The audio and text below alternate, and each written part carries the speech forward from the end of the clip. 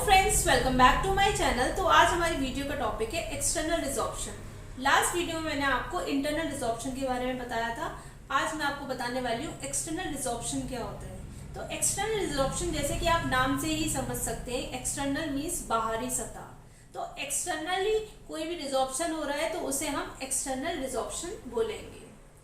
इसमें क्या होता है, जो हमारा लाइटिक प्रोसेस होता है, मतलब रिजॉर्प्शन जो होता है वो हमारी सीमेंटम, जो दांतों की जो जड़ें होती हैं उसकी लेयर होती है सीमेंटम या सीमेंटम और डेंटिन दोनों को इन्वॉल्व कर लेता है, तो उसको हम एक्सटर्नल रिजॉर्प्शन बोलते हैं। एक्सटर्नल रिजॉर्प्शन होता है वो दो टाइप का होता है, एक्सटर्नल रिजॉर्प्शन, सेकंड होता है एक्सटर्नल इंटरनल रिजॉर्प्शन। जो एक्सटर्नल रिजॉर्प्शन होता है वो हमारे एपेक्स ऑफ द रूट, जो हमारे रूट की एपेक्स है वहां पर देखने को मिलता है, या फिर lateral surface of the roots, मतलब जो रूट की बाहरी सतह होती हैं उन पे हमें देखने को मिलता है लेटरल सरफेस पे, तो हम उसको एक्सटर्नल रिजॉर्प्शन बोलते हैं।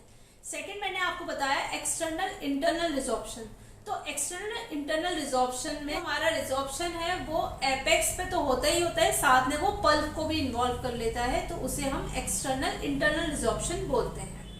हम बात करते हैं कि रेडियोग्राफिकली हमें कैसे देखने को मिलेगा। तो सबसे पहले हम बात करते हैं कि एक्सटर्नल रिजॉर्प्शन की कंडीशन में हमें जो हमारा रूट का एपेक्स है वो हमें ब्लंट या फिर स्क्वायर शेप्ड देखने को मिलेगा, क्योंकि रिजॉर्ब्ड हो गया है तो एकदम वहां पर वो कॉनिकल नहीं दिखेगा, ऐसा लगेगा कि कट गया है, ठीक है। तो वहां पर हमें स्क्वायर या ब्लंट देखने को मिलेगा। कॉन्केव और red like surface, root surface जो है हमारा कॉन्केव भी दिख सकता है और रेड जैसा दिख सकता है, और इरेगुलर पेरियपाइकल लीजन देखने को मिल सकता है। लेटरली जो है वो इरेगुलर लीजन की तरह देखने को मिल सकता है। अब नेक्स्ट आता है हमारा कि रेडियोग्राफिकली हमारा एक्सटर्नल इंटरनल रिजॉर्प्शन कैसा देखने को मिलेगा।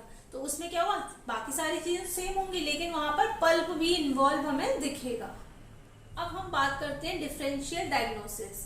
सिर्फ हमने देखी चीजें और एकदम से हमने डायग्नोसिस नहीं बनाई फाइनल की भाई एक्सटर्नल रिजॉर्प्शन है, तो उस कंडीशन में हम किन किन चीज़ों से हम कंपेयर कर सकते हैं।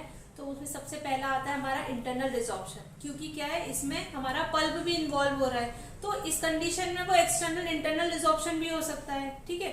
या ये हो सकता है कि उसकी ऑलरेडी एपिसेक्टमी हो चुकी हुई हो उस दांत की। थर्ड आता है कि हो सकता है कि वहां पर उसकी रूट ही छोटी हो, या ये भी हो सकता है कि एक्सरे में जो है वो रूट थोड़ी शॉर्ट आई हो, हमने ढंग से एंगुलेशन नहीं लिया जिसकी वजह से रूट हमें शॉर्ट दिख रही है।